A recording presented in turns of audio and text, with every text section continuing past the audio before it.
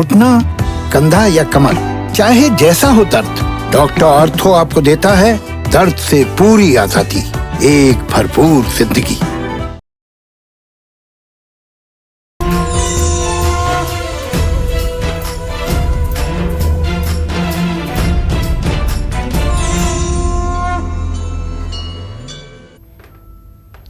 नमस्कार, आप देख रहे हैं काल चक्र। मैं हूं आपके साथ रोमिता तिवारी और मेरे साथ हैं प्रश्न कुंडली विशेषज्ञ पंडित सुरेश पांडे जी। पंडित जी, बहुत स्वागत है आपका। धन्यवाद। अनहोनी भी देती है आहट, समय रहते समझे इशारे, अनहोनी टाले और करें 15 उपाय। देखिए काल चक्र। हम सभी ईश्वर से यही कामना करते हैं कि हम सबके घर में सुख शांति रहे, बरकत हो, परिवार में सब मिलकर रहें और कभी कोई विपत्ति ना आए। लेकिन अनहोनी तो कभी भी, कहीं भी और किसी के साथ भी हो सकती है। लेकिन अगर अनहोनी होने से पहले हमें पता चल जाए तो इससे अच्छा और क्या हो सकता है। क्या आप जानते हैं कि अनहोनी भी अपनी आहट देती है?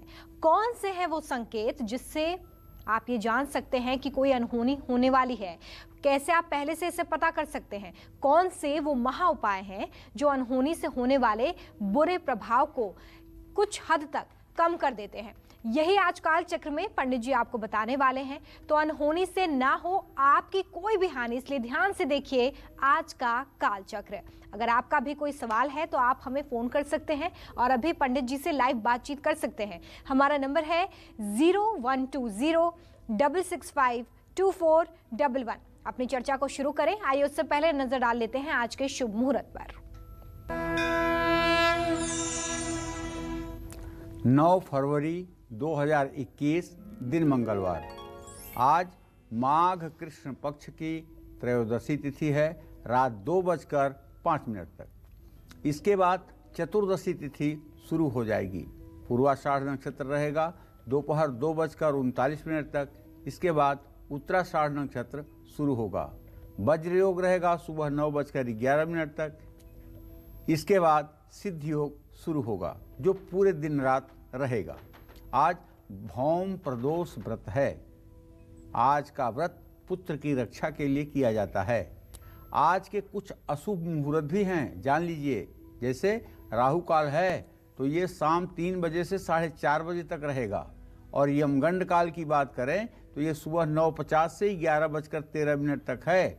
और गुलिक काल दोपहर में 12:35 से 1:58 तक है। इन समयों में किसी नए कार्य की शुरुआत ना करें, वरना वो काम अधूरे रह जाएंगे। चलिए, तो आज की चर्चा की शुरुआत करते हैं और सबसे पहले ये जानते हैं कि आखिर वो कैसे संकेत होते हैं जिनसे आप ये समझ सकते हैं कि कोई अनहोनी होने वाली है। पंडित जी, अक्सर हम बहुत सारे संकेतों के बारे में बात करते हैं, जैसे आंख फड़कना या और भी बहुत सारी चीज़ें होती हैं जो संकेत के रूप में हम देखते हैं। तो ऐसे ही कुछ संकेत होते हैं या इससे कुछ अलग हट के संकेत जो अनहोनी की ओर इशारा करते हैं? देखो, संकेत जो होते हैं कई प्रकार के होते हैं। एक तो हमारे शरीर के संकेत होते हैं। भुजा का फड़कना, आंख का फड़कना, होठ का फड़कना, ठीक है। शरीर पे छिपकली का गिर जाना, छिपकली का स्पर्श कर जाना, ये कुछ शारीरिक संकेत हैं। हाथ में खुजली होना, ये सब कुछ शारीरिक संकेत हैं। लेकिन कुछ प्रकृति संकेत करती है। अच्छा। जैसे दवाई का हाथ से गिर जाना, तेल का गिर जाना, दूध का गिर जाना, ठीक है। रास्ते में जाते हुए किसी मतलब की जो है अशुभ चीज को देखना, रास्ते में जाते हुए किसी शुभ चीज को देखना, इन सब का अपना मतलब है और संकेत निधि में इसका पूरा वर्णन किया गया है। अब ये बात अलग है कि हम कितना समझ पाते हैं संकेत को। जी। एक कहावत है, जैसी हो तब्यता वैसी लगे सहाय, ताहि न आवे ताहि पर ताहि तहां ले जाए। कोई आदमी अगर जिंदगी भर दिल्ली में है, कभी दिल्ली से बाहर नहीं गया है, लेकिन अगर उसके ग्रह ऐसे हैं कि उसके साथ कोई दुर्घटना जम्मू में होनी है तो उसकी बुद्धि में मर जाएगी, उस दिन वो जम्मू पहुंच जाएगा। इसीलिए कहते हैं जैसी हो तब्यता वैसी लगे सहाय, ताहि न आवे ताहि पर ताहि तहां ले जाए। और एक दूसरी बात बड़ी यथार्थ है, वो बात ये यथार्थ है, ऊसर मरण विदेश गमन ताही पर कछु और। एक खोपड़ी जो है रास्ते में ऊसर में पड़ी हुई थी और एक पंडित जी, बुद्धिमान विद्वान पंडित जी, सामान्य पंडित जी नहीं, बुद्धिमान विद्वान पंडित जी रास्ते से जा रहे थे, तो उन्होंने देखा एक खोपड़ी पड़ी है। तो खोपड़ी में देखा, लिखा हुआ है कि ऊसर मरण विदेश गमन ताही पर कछु और। पंडित जी ने खोपड़ी उठा लिया, कहा भैया जब ये ऊसर में आया होगा, यहाँ मर गया, इतनी बात तो समझ आ रही है, जब ये मर गया तो अब क्या और, अब इसके साथ और क्या। तो उन्होंने अपने झोले में डाल लिया खोपड़ी को और घर चले गए और घर में झोला अपना टांग करके अपना नित्य क्रिया वगैरह में लग गए। तो जैसा स्वभाव होता है कुछ महिलाओं का तलाशी लेने का, तो झोला वोला खोल के देखी पंडित जी कहाँ से क्या पाए हुए हैं, क्या लेके आए हैं, तो उनको खोपड़ी दिखाई दी। तो उन्होंने कहा अरे पंडित पागल हो गए क्या, खोपड़ी लेके घूम रहे हैं, इसमें क्या है। उलट पुलट के 2-4 बार देखा, उसके बाद ओखली में डाल करके मूसर से कूटना शुरू कर दिया कि देखें इसमें क्या है। पंडित जी आ गए उसके बाद में, बोले कि आप पागल हो गए हैं क्या, हड्डी लेके घूम रहे हैं। कहें कहाँ तुमको मिल गया। कहें आपके झोले में थी खोपड़ी। कहें तो तुमने क्या किया। कहें मैंने मूसर से कूट दिया। कहें तब चलो मुझे जवाब मिल गया, ताही पर कुछ और वही होना था कि मरने के बाद भी खोपड़ी को जो है मूसर से पीटना था। ताही पर कुछ और का मतलब यही है। तो इसी तरह से जो संकेत होते हैं ना, वो हमारे जीवन को कुछ न कुछ दिशा दशा देते हैं। तो हमारे दर्शकों को सबसे पहले हम संकेत के ही बारे में बताना चाहेंगे। सब कुछ ठीक हो, अगर जीवन अच्छा चल रहा हो, ठीक है ना, और एकाएक आपके घर का प्लास्टर का पपड़ी छोड़ करके और सीधे फर्श पर आकर के गिर जाए, तो समझ लेना कि ऐसे घर में रहने वालों पर अब संकट आने वाला है। इसे राहु केतु का संयुक्त अशुभ प्रभाव कहा जा सकता है।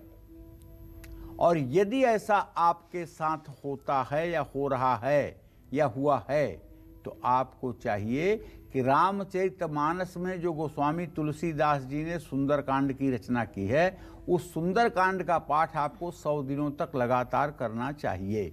अगर 100 दिनों तक नहीं कर सकते हैं तो मंगलवार और शनिवार को सुंदरकांड का पाठ सायंकाल जरूर करें।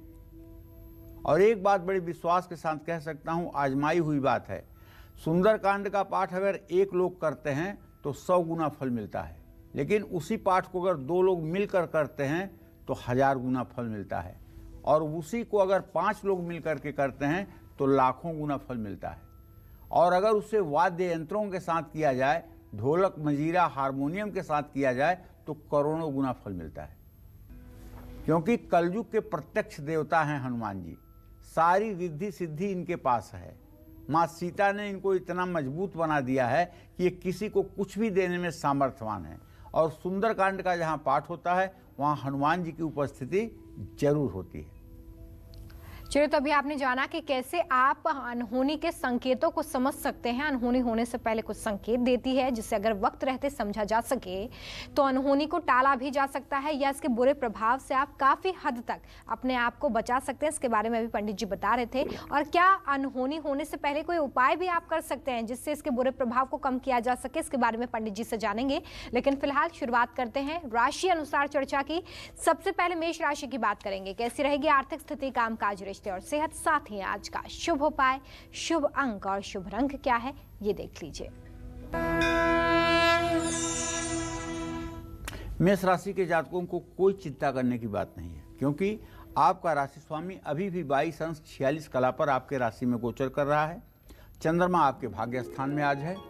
ऐसे में धन लाभ होकर रहेगा और आपका रुका हुआ धन भी आपको मिलेगा। कामकाज की बात करें तो काम समय पर पूरा होगा। परिवार में सुख शांति रहेगी। शारीरिक और मानसिक रूप से मजबूत रहेंगे। जल्दबाजी और उतावलेपन से आपको बचना चाहिए। आज जरूरतमंद लोगों को केला दान करना चाहिए। शुभ अंक आपके लिए 6 होगा। शुभ रंग आपके लिए लाल होगा। जय मां विंध्यवासिनी। और वृषभ राशि वालों का आज का पूरा दिन कैसा बीतने वाला है? आज आर्थिक स्थिति, कामकाज, रिश्ते और सेहत कैसी रहेगी, देखिए।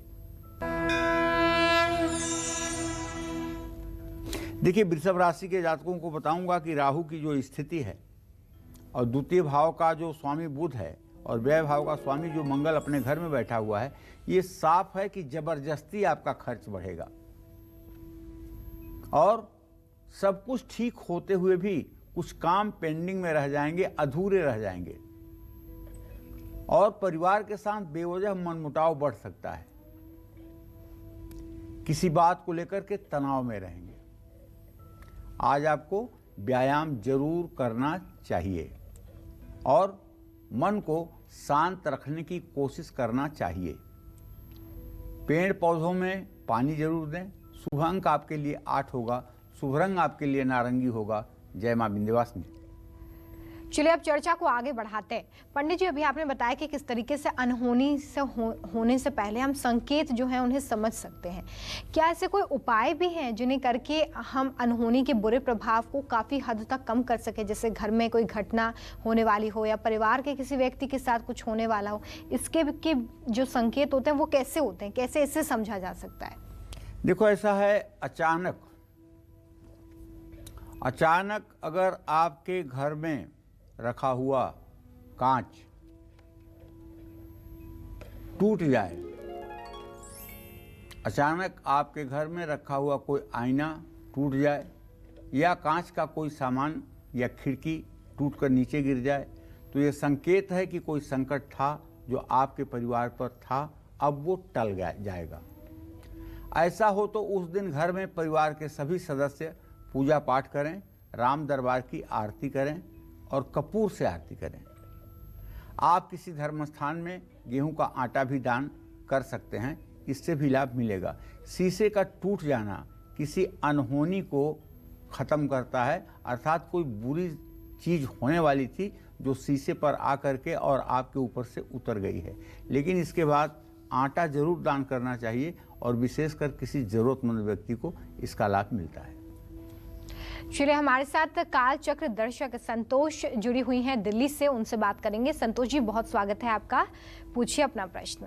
नमस्कार पंडित जी। नमस्कार। हाँ, नमस्कार पंडित जी, मेरी आयु 64 इयर्स है और मेरा कुछ शरीर ठीक नहीं रहता। कई आंख भी अब शुगर के कारण आंख चली गई, ऐसे आंख में दिखना एक आंख में। और एक मेरी बेटी है जिसकी डेट ऑफ बर्थ 5 अगस्त 83 की है, उसके हस्बैंड की डेथ हो गई है, साल हो गया है। तो उसके पास एक बेटा भी है, उसकी कहीं शादी हो जाएगी किसी दूसरी जगह पे, बेटे को भी वो अडॉप्ट कर लेंगे, एडजस्टमेंट हो जाएगी पंडित जी?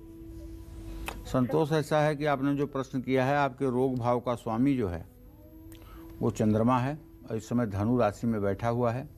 सूर्य और शुक्र और की स्थिति आपके व्यय भाव में है, जो आपके नेत्र विकार का कारक है। आपके दाहिने नेत्र में ये विकार आया हुआ है, दाहिना नेत्र आपका खराब हुआ है। पुत्री का जहाँ तक प्रश्न है तो आपके पंचम भाव का स्वामी बुध है, व्यय भाव में बैठा हुआ है। उससे सप्तम भाव का स्वामी बृहस्पति है। प्रयास करने पर विवाह तो हो जाएगा, लेकिन विवाह में अड़चन ये है कि पुत्र को कितना लोग एक्सेप्ट कर पाएंगे।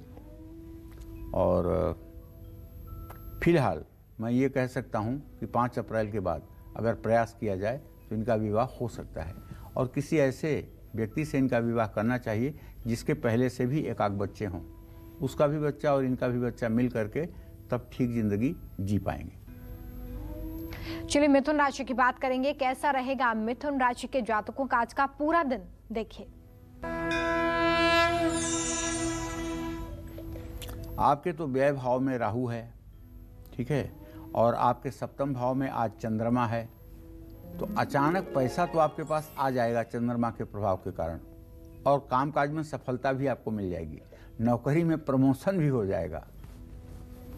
लेकिन परिवार से पूरा सामंजस्य बनाकर रखें ताकि परिवार का सहयोग मिले। एक बात तो विश्वास के साथ कह सकता हूं कि पारिवारिक और शारीरिक और मानसिक स्वास्थ्य आपका अच्छा रहने वाला है, इसमें कोई संदेह नहीं है। वाणी और क्रोध पर संयम रखिएगा और अपने घर को व्यवस्थित रखिएगा, साफ सफाई करिएगा। शुभ अंक आपके लिए 4 है, शुभ रंग आपके लिए हरा है। जय मां विंध्यवासिनी। और वो कौन सी घटनाएं हैं जिसे समझकर हम अपने साथ होने वाली अनहोनी के बारे में पता लगा सकते हैं? कौन से ऐसे उपाय हैं जो आपको अनहोनी के बुरे प्रभाव से बचा सकते हैं, उस प्रभाव को कम कर सकते हैं? आइए जान लेते हैं पंडित जी से। पंडित जी, कैसे हम इन बुरे प्रभावों को कम कर सकते हैं? सबसे पहले तो ये बताइए कि कौन सी घटनाएं होती हैं ऐसी जिन्हें हम समझ जाएं कि ये होने वाला है, ये हुआ है और ये अनहोनी की ओर इशारा कर रहा है। देखिए, आप अपने घर से अगर निकल रहे हैं और आपकी खाली बाल्टी रास्ते में रखी हुई मिल जाए, खाली मटका रास्ते में रखा हुआ मिल जाए, तो ये अशुभ संकेत हो सकता है। इसका मतलब ये है कि आप खाली हाथ वापस आएंगे। लेकिन अगर वही खाली मटका या खाली बाल्टी लेकर के कोई आदमी हैंडपंप जा रहा है पानी के लिए या नल पे जा रहा है पानी के लिए, पानी के उद्देश्य से अगर वो चल चुका है, तब वो खाली पात्र अगर आपके सामने पड़ेगा, तो इसका मतलब कि आपके दोनों हाथ में लड्डू, आपका काम हो ही जाएगा और आप काम करके ही लौटेंगे। ऐसी दशा में अगर आपके घर के पास ये सब चीज़ें मिलती हैं और खाली रखा हुआ बर्तन मिलता है, तो आपको घर वापस आकर के फिर से बैठ करके पानी पी करके और फिर निकलना चाहिए, वरना खाली हाथ बैरन वापस आना पड़ेगा। 1 मिनट घर में ज़रूर बैठना चाहिए। और उसके बाद एक मंत्र है, ये मेरे सभी दर्शकों को याद होना चाहिए। ये मंत्र बहुत पावरफुल मंत्र है। ओम सर्वमंगल मंगल्ये शिवे सर्वार्थ साधिके शरण्ये त्र्यंबिके गौरी नारायणी नमोस्तुते।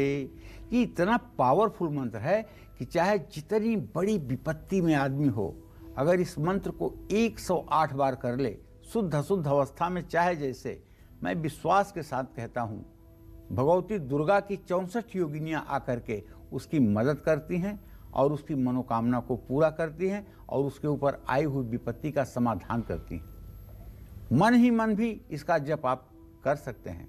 जो महिलाएं अपने किचन में भोजन बनाते समय इस मंत्र को गुनगुनाती हैं, जानते हैं उनका ठाट बाट राजसी हो जाता है और कुछ दिनों के बाद ही वो अत्यंत सम्मान की पात्र हो जाती हैं और उन्हें देख करके लोग अपना भाग्योदय समझते हैं।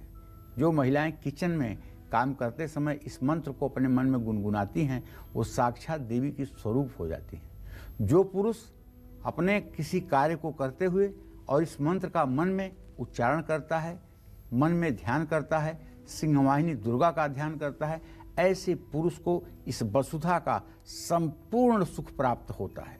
वीर भोग्या वसुंधरा, वह पुरुष वीर बन जाता है और उसके पुरुषार्थ से इस धरती का सारा सुख उसके चरणों में होता है। हाँ, अगर आपके घर के पूजा घर में मूर्ति अचानक टूट जाए, तो ये परिवार पर आने वाली विपत्ति का संकेत है। अगर आप महिला हैं तो आपको एक सुझाव ये कि अगर आप अपने ऊपर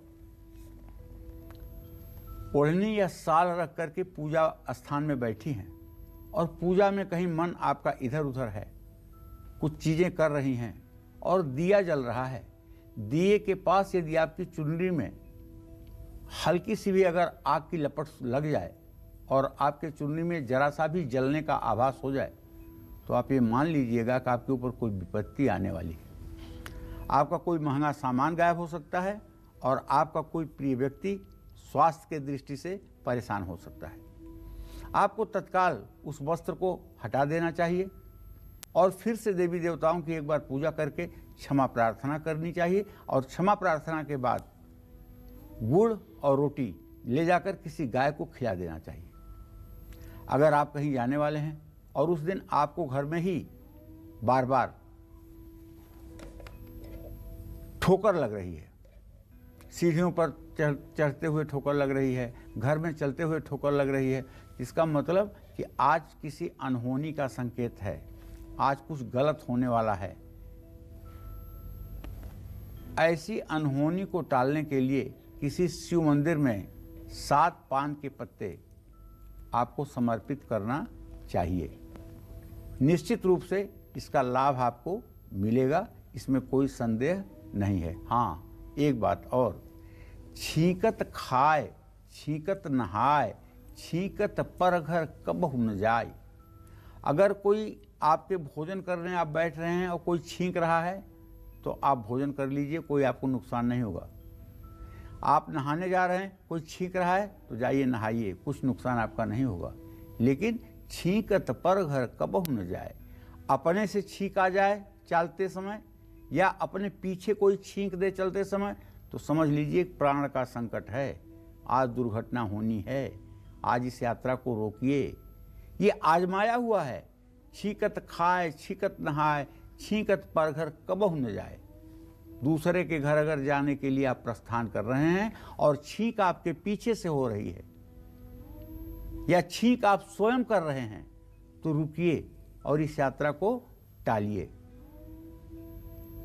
तो कम से कम ये ईश्वरीय सिग्नल हैं, ईश्वरीय संकेत हैं, इनका अनुगमन अरे जीवन एक्सपेरिमेंट के लिए थोड़ी बना है कि जब आपको एक्सपेरिमेंट हो जाएगा, आप प्रयोग कर लोगे कि अच्छा होता है कि बुरा, तब आप मानोगे। अरे पंडित जी ने भी किया है इतनी उम्र में, तो इनकी भी बात मान लो, समय बच जाएगा, परेशानी खत्म हो जाएगी।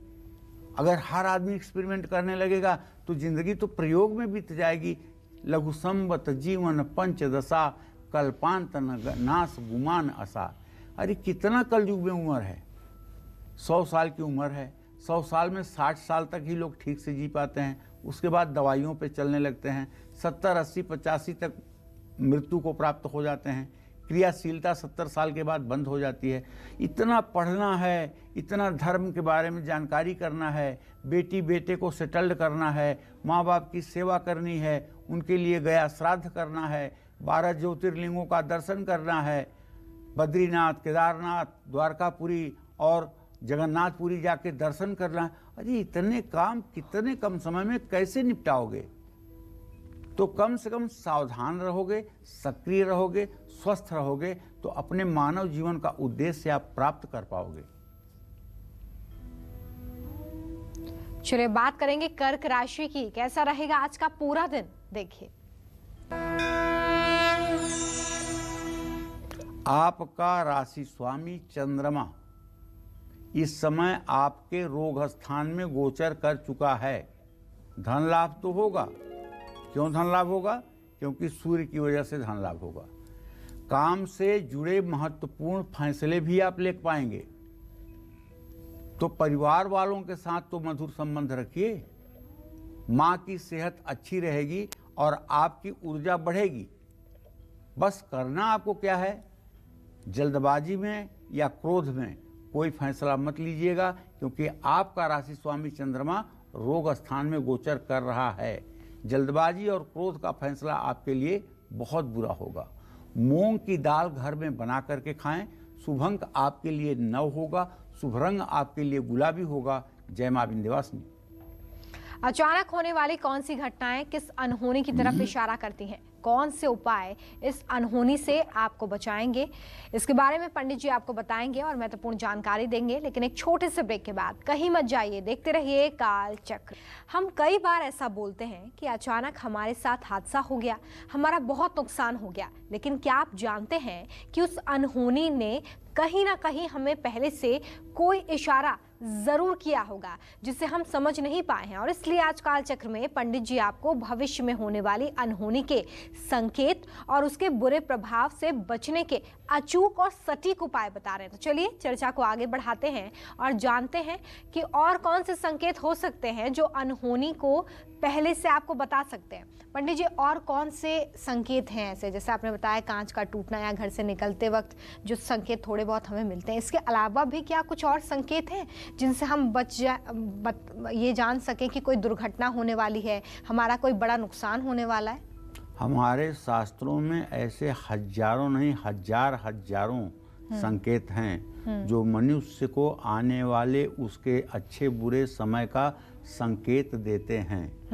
ये बात अलग है कि हम उसको कितना पढ़ पाते हैं।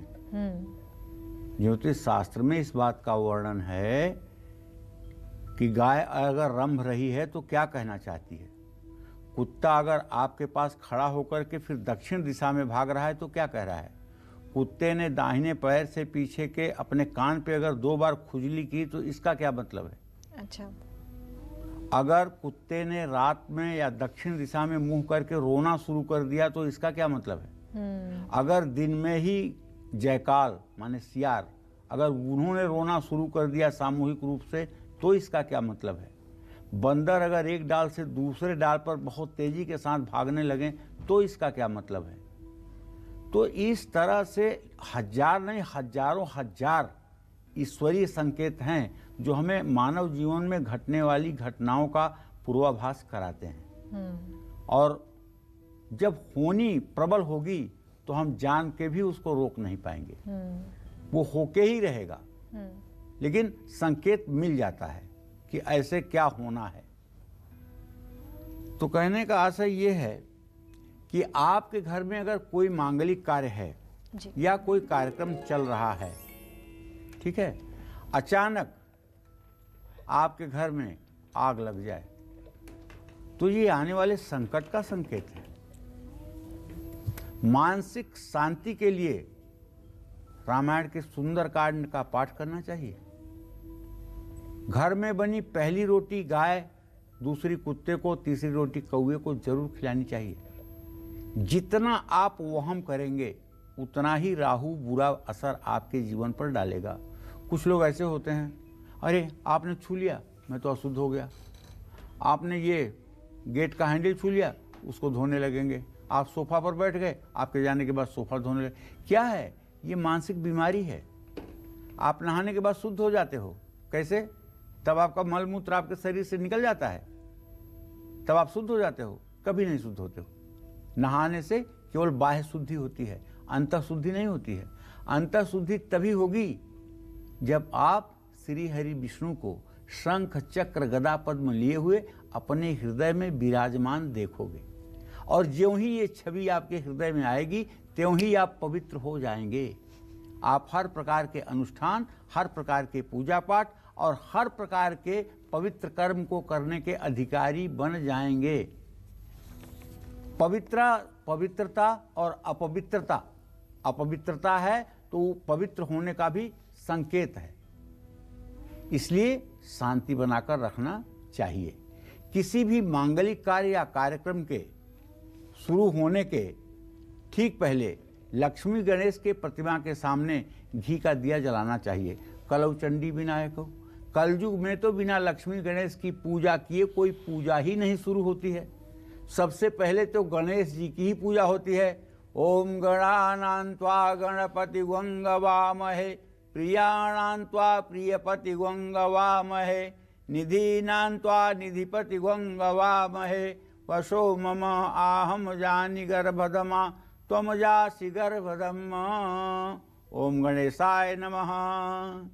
जब गणेश जी का आवाहन हो ही जाएगा तब दुनिया में कौन विघ्न उपस्थित करेगा। गणेश जी का आवाहन हो जाए और पूजन का संकल्प हो जाए तो आप विश्वास रखिए वहाँ श्री हरि विष्णु अपने चक्र सुदर्शन से उस परिवेश की रक्षा करते हैं। तो अशुभ अगर हो भी जाए तो भी आप पूरी हिम्मत करके भगवती दुर्गा का मंत्र ओम सर्वमंगल मंगल्ये शिवे सर्वार्थ साधिके शरण्ये त्र्यंबके गौरी नारायण नमोस्तुते। एक दूसरा मंत्र है लेकिन ये थोड़ा जबान पे चढ़ने में कठिन होगा। ओम करोतु सानः शुभे तुरीश्वरी शुभानि भद्राणि विहन्तु चापदः। ओम करोतु सानः शुभे तुरीश्वरी शुभानि भद्राणि विहन्तु चापदः। ये मंत्र भी अगर 108 बार रोज किया जाए और घी में गुग्गल डुबो करके और अग्नि में डाला जाए तो अगर कोई आपका लड़का एडिक्ट है, किसी प्रकार का नशा करता है, या आपका पति किसी प्रकार का नशा करता है, या उसे सट्टा जुए की लत है, तो ये अनुष्ठान अगर 125 दिन कर दिया जाए, सायंकाल गूगल के 108 टुकड़े गाय के घी में डुबोकर इस मंत्र के साथ हवन कर दिए जाएं तो आपका घर भी नंदन वन जैसा हो जाएगा और वहाँ सारे स्वर्ग के सुख आपको महसूस होंगे। और वहाँ भी जैसे भगवान राम के राज्य में किसी तरह की कोई कमी नहीं थी, उसी तरह से आपके परिवार का परिवेश बन जाएगा। चलिए, तो ये कुछ संकेत हैं जिनसे आप ये समझ सकते हैं कि कोई अनहोनी होने वाली है। और अगर आपके घर में कोई अचानक से घटना हो जाए तो वो क्या संकेत देती है? क्या घर के जो सदस्य हैं उन पर कोई संकट होने वाला है, कोई संकट आने वाला है, इसके प्रभाव को आप कैसे कम कर सकते हैं, इसके बारे में भी पंडित जी से जानेंगे। लेकिन उससे पहले सिंह राशि की बात करेंगे, कैसा रहेगा आज का पूरा दिन, देखिए। देखिए, सिंह राशि के जातकों का गोचर जान लीजिए। आपकी सिंह राशि है तो आपके संतान भाव में चंद्रमा, आपके रोग स्थान में जानते हैं कितने ग्रह हैं? 5 ग्रह हैं। परसों के कार्यक्रम में मैंने आपको क्या बताया था कि एक रासौ यदा यान्ति चत्वारि पंचग्रहा मही कृष्णा प्लावयंती रुधिरेण जलेनवा। जब 5 या 4 ग्रह एक साथ इकट्ठा होते हैं तो पृथ्वी खून से या जल से जलमग्न हो जाती है। आपने देखा घटना, जल प्रलय हो गई उत्तराखंड में, कितने लोग बह गए। ये ग्रहों का गोचर है, ये ग्रहों का योग है। इसने तुरंत अपनी घटना को दिखा दिया। पूरे भारत में थोड़ी ये घटना होती है, किसी बड़े स्थान में हो जाती है। तो ऐसे में ये 5 ग्रही योग जो है, या तो पृथ्वी से जल को जलमग्न करते हैं, या तो इतना बड़ा नरसंहार होता है कि खून से पृथ्वी लाल हो जाती है। तो चलिए, जल से तो पृथ्वी जलमग्न हो गई। तो आप सिंह राशि के जातक हैं, पैसों के मामले पर आप किसी पर भरोसा मत करिए। सफलता पाने के लिए बहुत ज़्यादा संघर्ष करना पड़ेगा। रिश्तेदारी से शुभ समाचार मिलेगा, सेहत लेकिन बिगड़ सकती है, पेट में दर्द हो सकता है। जल से दूर रहिए, सेहत को लेकर सतर्क रहिए, और तामसी भोजन तो आज भूल करके भी मत कीजिएगा। शुभ अंक आपके लिए 8 है, शुभ रंग आपके लिए केसरिया है। जय मां विंध्यवासिनी। तो चलिए, आज पंडित जी आपको यही बता रहे हैं कि कौन से ऐसे संकेत हैं जिनसे आप ये समझ सकते हैं कि कुछ बुरा होने वाला है, कोई अनहोनी होने वाली है। और ऐसे में घर में अचानक अगर कोई घटना आप देखते हैं तो उसके क्या मायने हैं, क्या मतलब है, ये पंडित जी से जानेंगे। पंडित जी, अभी आपने बताया कि घर से निकलते समय अगर कोई छींक दे या हम खाली टब या मटका देखें तो उसके संकेत होते हैं। इसके अलावा घर में और कौन से संकेत छिपे होते हैं जो इस ओर इशारा करते हैं कि कुछ बुरा होने वाला है? देखो रोमिता, देश काल परिस्थिति के अनुसार समय संस्कृति तो वही रहती है बेटा, लेकिन सभ्यता बदलती रहती है। जैसे सिंधु घाटी की सभ्यता को जब हम पढ़ते हैं तो उसमें ये वर्णन आता है कि शिवलिंग की पूजा की जाती थी, शिवलिंग का रुद्राभिषेक किया जाता था। तो अगर ये सिंधु घाटी की सभ्यता में मोहनजोदड़ो की हड़प्पा की खुदाई में ये बातें पता चली हैं, तो आज भी शिवलिंग का अभिषेक होता है, आज भी शिवलिंग की पूजा की जाती है, रुद्राभिषेक होता है। लेकिन उस समय की सभ्यता अलग थी, लोग पत्थर के औजार से काम करते थे। आज की सभ्यता अलग है। आज के 40 साल पहले की सभ्यता अलग थी, ये अब 40 साल बाद की सभ्यता अलग है जी। तो कहने का मतलब, सभ्यता तो समय के साथ साथ परिवर्तित होती है, लेकिन संस्कृत वो है जो कभी भी अपरिवर्तनीय होती है। ठीक है ना? तो इस तरह से शुभ और अशुभ की बात जब हम करते हैं तो पहले जो घर बनाए जाते थे उसमें घर के मध्य में एक आंगन होता था, और उसी आंगन में विवाह, जनेऊ और तमाम सारे शुभ कर्म संपन्न किए जाते थे। और महिलाओं के बैठने का वो विशेष स्थान होता था। चारों तरफ घर होता था, बीच में आंगन होता था। आंगन में भी बहुत लोग थोड़ा सा बारजा निकाल के रखते थे कि घर में बिना भीगे आप चारों तरफ आ जा सकते हैं। ये आंगन होता था। लेकिन अब जब से नए परंपरा के घर बनने शुरू हुए हैं, मल्टी स्टोरी घर बनने शुरू हुए हैं, तब से तो घर में केवल सापट है। बाथरूम के पास, किचन के पास सापट है, आंगन है ही नहीं है, आंगन की कल्पना ही नहीं है। तो मैं कहना ये चाहता था, जो शास्त्रों में लिखा हुआ है कि अगर आपके घर के आंगन में कौवा उड़ता हुआ जा रहा है, उसने कोई हड्डी गिरा दिया, उसने कोई मांस का टुकड़ा गिरा दिया, या चील कोई मांस का टुकड़ा लेकर जा रहा है आपके घर में गिरा दिया, या चील कोई सांप को पकड़ करके, नाक को पकड़ कर लेकर उड़ रहा है और वो गिर गया और आपके आंगन में गिर गया, तो ये महा अशुभ संकेत है।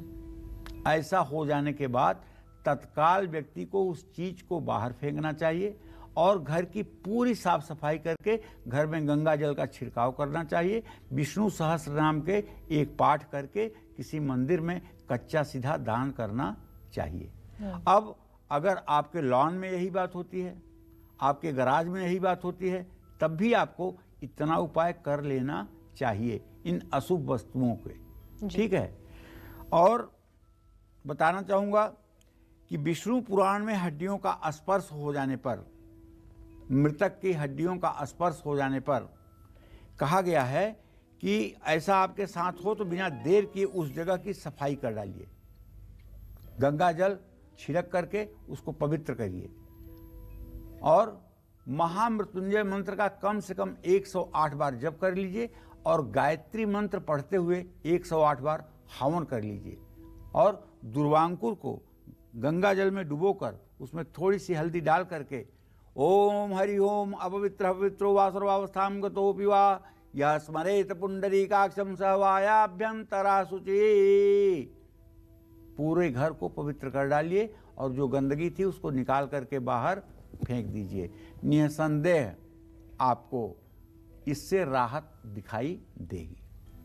तो देखिए, अभी आपने पंडित जी से ये समझा कि कैसे घर के अंदर ही ये चीज़ें अगर होती हैं, अगर कोई मांस का टुकड़ा पंछी से गिर जाता है या कुछ भी ऐसी अशुभ वस्तु आपके घर में गिरती है तो ये संकेत है कि कोई बड़ा संकट आप पर आने वाला है। और ऐसे में अगर ऐसा कुछ होता है तो उसके जस्ट बाद आपको क्या करना है, ये भी पंडित जी आपको बता रहे हैं। आगे हम और भी उपायों की बात करेंगे, लेकिन उससे पहले कन्या राशि के जातकों की आज आर्थिक स्थिति, कामकाज, रिश्ते और सेहत कैसे रहेंगे, साथ ही आज उनके लिए शुभ उपाय, शुभ अंक और शुभ रंग क्या है, ये जान लेते हैं।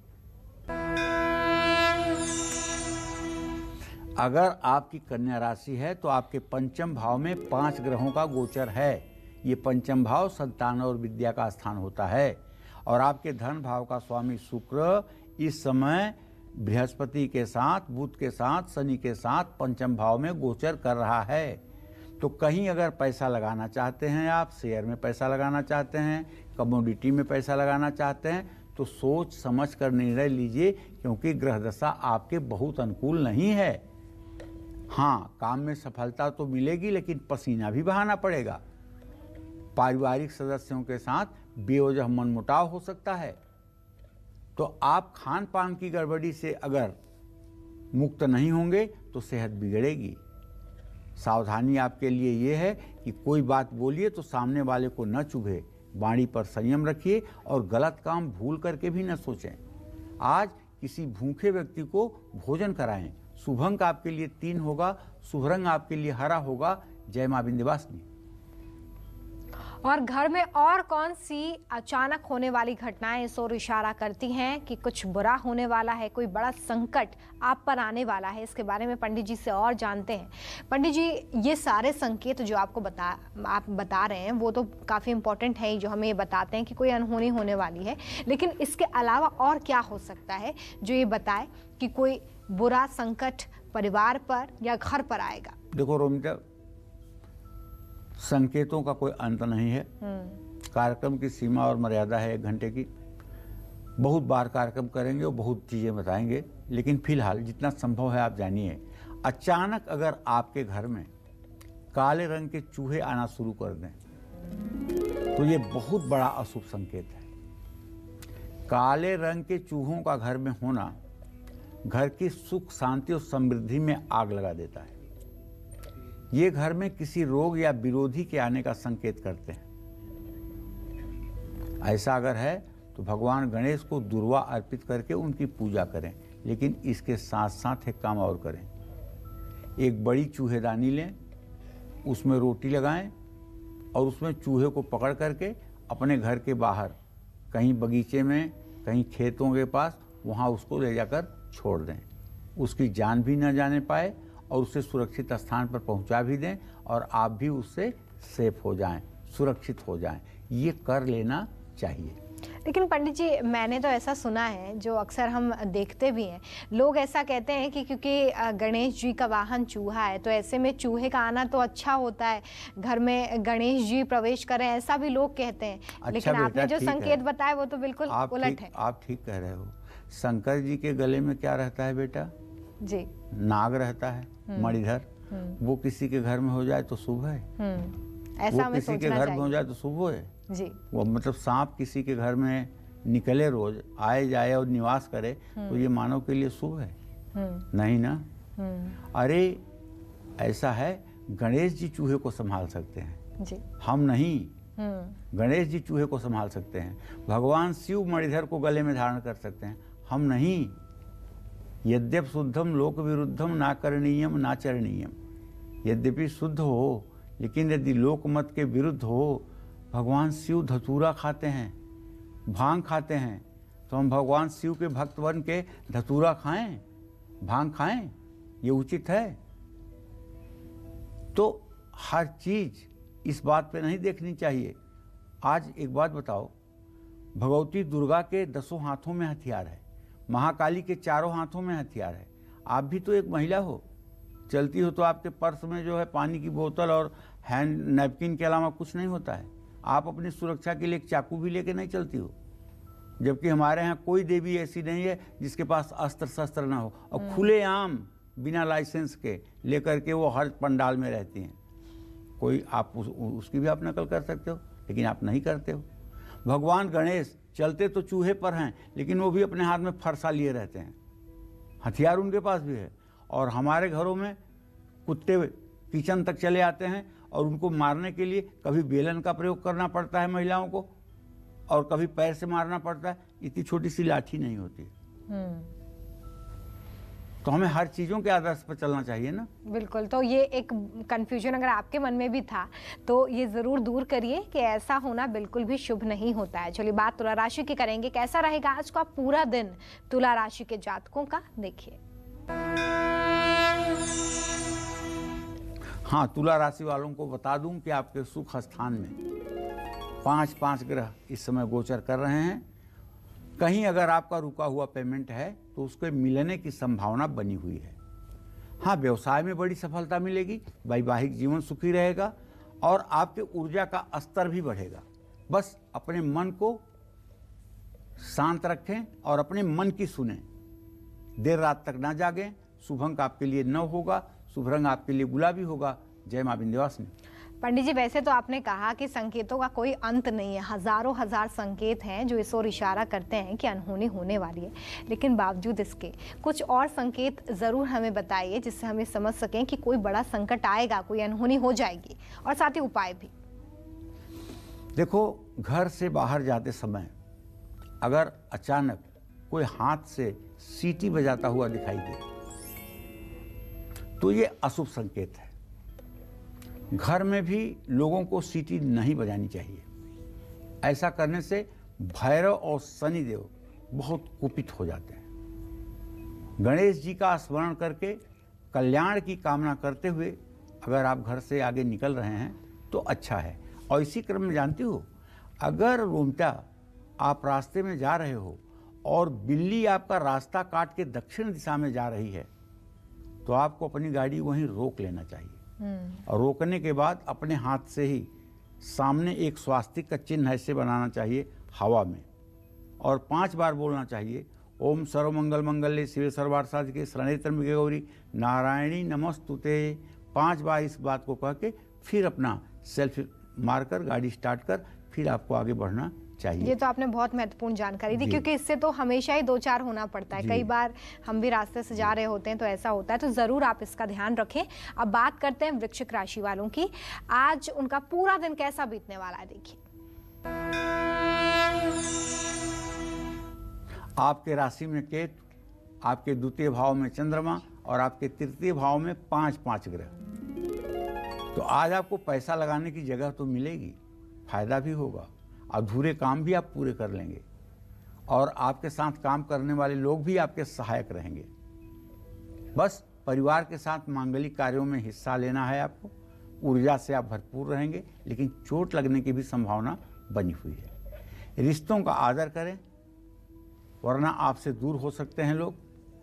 गाय को गुड़ खिलाएं। शुभ अंक आपके लिए 1 होगा, शुभ रंग आपके लिए नीला होगा। जय मां विंध्यवासिनी। बात करेंगे धनु राशि की।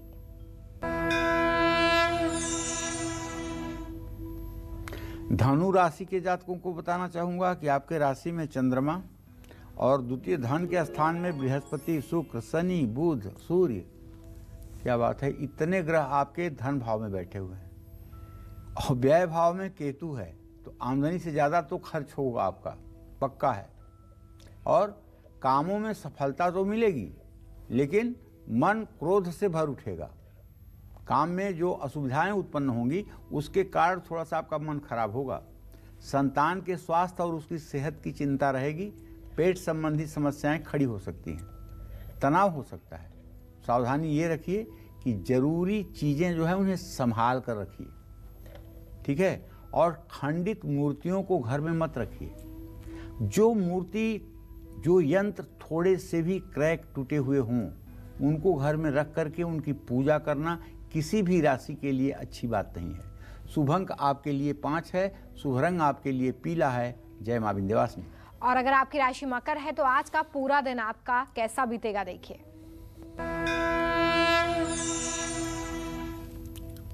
तो मकर राशि की तो चर्चा ही हो रही है शुरू से अंत तक कि 5 ग्रह इस समय आपकी राशि में हैं और अभी कुछ घंटों बाद 6 ग्रह हो जाएंगे, षटग्रही योग हो जाएगा, 6 ग्रहों का योग हो जाएगा। 59 साल के बाद ये घटना घटने जा रही है कि 6 ग्रह एक साथ होने वाले हैं। तो भाई, नई वस्तुओं खरीदने के पीछे आपका धन खर्च होगा। कार्य क्षेत्र में गंभीरता से फैसला लीजिए। परिवार वालों के साथ बेवजह झगड़ा हो सकता है। अधूरी नींद आपकी सेहत बिगाड़ सकती है। तो आज महिलाओं के साथ संभल कर व्यवहार करें। केसर या लाल चंदन का तिलक लगाएं। और शुभ अंक आपके लिए 2 होगा, शुभ रंग आपके लिए आसमानी होगा। जय मां विंध्यवासिनी। कुंभ राशि वाले जो जातक हैं उनके लिए आज क्या उपाय, क्या सावधानी है, देखिए। देखिए, कुंभ राशि के जातकों के व्यय भाव में भले ही सारे ग्रह बैठे हुए हैं, लेकिन शनि की स्थिति और बृहस्पति की स्थिति, लग्नेश धनेश की स्थिति आपके रुके हुए पेमेंट को दिलवाएगा। आज उच्चाधिकारियों से आपको नहीं उलझना चाहिए। किसी भी कीमत पर किसी उच्चाधिकारी से ना उलझें। घर में किसी से मनमुटाव हो सकता है, तनाव होने से बचें वरना सेहत बिगड़ेगी। किसी के साथ बुरा व्यवहार ना करें। महामृत्युंजय मंत्र का जप करें। शुभ अंक आपके लिए 1 है, शुभ रंग आपके लिए जामुनी है। जय मां विंध्यवासिनी। और चलिए अब जान लेते हैं उन सटीक और अचूक उपायों के बारे में जो आपको करने हैं अनहोनी के बुरे प्रभाव को कम करने के लिए। पंडित जी, कौन से हैं वो उपाय? कवन सो काज कठिन जग माही, जो नहीं होत तात तुम पाही। हनुमान जी के बारे में कहा गया है कि दुनिया का कोई ऐसा काम नहीं है जो हनुमान जी के कृपा करने पर असंभव हो जाए जी। तो ऐसे में मैं अपने सभी दर्शकों को बताना चाहूँगा कि हर घर के छत के ऊपर एक लाल झंडा लगा होना चाहिए और हनुमान जी के चित्र पर लाल फूल चढ़ाने चाहिए। हनुमान जी के मंदिर में सुबह शाम कपूर जरूर जलाना चाहिए, ताली बजानी चाहिए। हनुमान मंदिर में मिट्टी के दिए में चमेली का तेल और रुई की बत्ती डाल करके दीपक प्रज्वलित करना चाहिए। नारियल पर 3 बार मौली लपेटकर हनुमान मंदिर में समर्पित करना चाहिए और हनुमान मंदिर में भीगे हुए चने गुड़ के साथ प्रसाद के रूप में बांटना चाहिए। पंछियों को मसूर की दाल खिलाएं। शनि मंदिर में इमली और संतरे अर्पित करें। भैरव मंदिर में सरसों के तेल में सिंदूर मिलाकर दीपक जलाएं और भैरव जी का लेप करें। घर के किसी स्थान पर अगर वास्तु दोष बन रहा है, वहाँ 2 कपूर की, देसी कपूर की 2 टिक्कियाँ रखिए। कपूर की टिक्कियाँ जब गल कर ख़त्म हो जाए तो नई टिक्की फिर से रख दीजिए। जय मां विंध्यवासिनी। तो अनहोनी को टालने के लिए सारे उपाय जरूर करें। चलिए बात करते हैं मीन राशि वालों की। आज का पूरा दिन कैसा रहेगा, देखिए। मीन राशि का गोचर ये है कि आपके भाग्य स्थान में केतु, आमदनी के स्थान में चंद्रमा और जीविका के स्थान में चंद्रमा और आमदनी के स्थान में सूर्य, बुध, बृहस्पति, शुक्र और शनि, 5 ग्रह। मैं आपसे एक बात कहना चाहूँगा कि आज ओवर कॉन्फिडेंस में आकर के शेयर में बड़ा पैसा मत लगाइएगा, क्योंकि आज 2 बजे के बाद शेयर मार्केट में काफ़ी उतार चढ़ाव की स्थिति रहेगी। किसी भी तरह का सट्टा न खेलें। आपका गुस्सा कार्य क्षेत्र से मनमुटाव का कारण बनाएगा। परिवार में किसी बात को लेकर आपका विरोध हो सकता है। खान पान पर ध्यान दें, सेहत बिगड़ जाएगी। सावधानी ये है कि अपनी बात करने के तरीके पर संयम रखिए, खान पान पर ध्यान रखिए। पीपल का छोटा पौधा किसी पार्क में लगाइए। शुभ अंक आपके लिए 5 है, शुभ रंग आपके लिए केसरिया है। जय मां विंध्यवासिनी। तो चलिए, आज पंडित जी ने आपको जानकारी दी कि अनहोनी होने से पहले आप कैसे संकेतों को समझ सकते हैं। बहुत शुक्रिया पंडित जी, इतनी अच्छी जानकारी हमारे दर्शकों को देने के लिए। उम्मीद करते हैं कि आपको आज का हमारा विषय बहुत पसंद आया होगा।